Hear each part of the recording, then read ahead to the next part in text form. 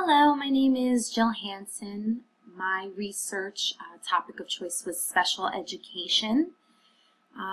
The first thing that I want to go over is that there are a lot of things that make up special education. So I put some key questions that I will go over during this presentation, such as what is special education, what is the history of special education, who qualifies for special education, and how does it help our students.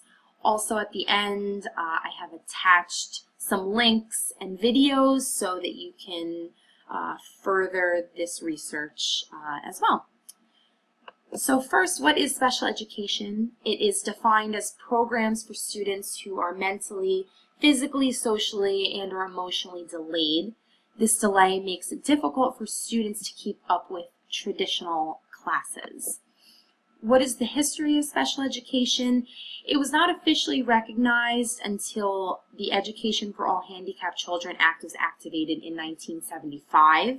This act made it so children with disabilities would have full access to a public school environment. I have also attached, the link is at the end, to actually read everything about the 1975 Act, which is right here. Moving on, there was another act passed after the 1975 Act. In 2004, the Individuals with Disabilities Act was passed, and this act went into greater detail, and it had a list of requirements that teachers had to follow.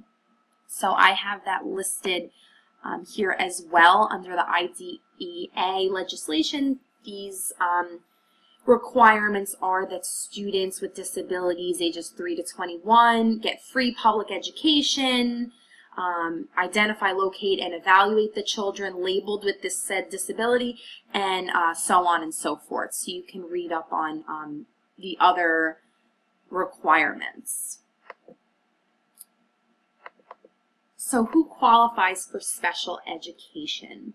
There is a list. Once again, I have the link for this as well. There is a list of participants under the IDEA.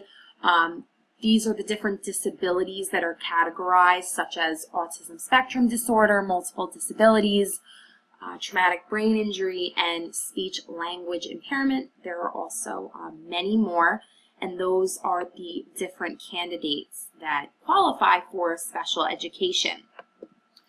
How does special education help our students? It allows students to work at a different pace than their peers. In traditional classes, a child who does have a disability may not be able to keep up with the rest of their classmates.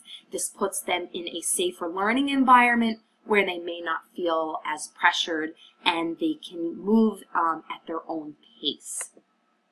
I also have attached a video that you can look in your free time if you'd like to.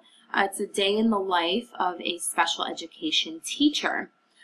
Special education is such a challenging field to go in, and this video really captures this one teacher who is a magnificent teacher for special education.